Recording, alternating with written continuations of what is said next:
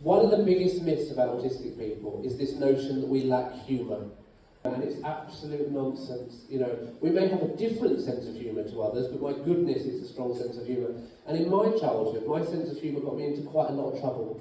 Because I'd do things that I thought was hilarious, and dinner ladies and headmistresses didn't find quite so funny as I did. That was the 90s. In secondary school, I learned how to use my sense of humour in a way that would benefit me.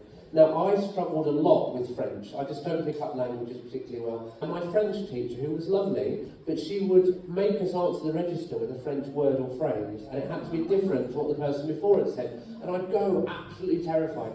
And so I'd arrive in a panic, full of anxiety every week. Until one week I said to my wonderful, trusty teaching assistant, I said, could you possibly teach me something rude in French?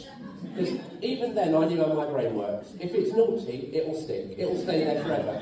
And I expected my TA, who was, you know, by the book, to say, no, I can't possibly. But I think she knew she was away that day, and therefore it couldn't come back on her. So she went full throttle and she taught me the rudest thing she could think of. So I ran into that French lesson full of excitement.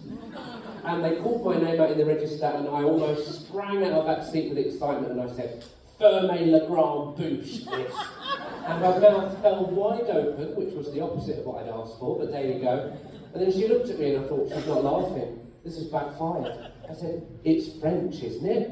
And she looked back at me, she closed her mouth with her finger. I've only ever seen that in a cartoon. And she looked back at me and she said, yes, it is French, and it's worth a merit mark for ingenuity. And that's the first time I ever got given a merit mark for telling a teacher to shut her big mouth.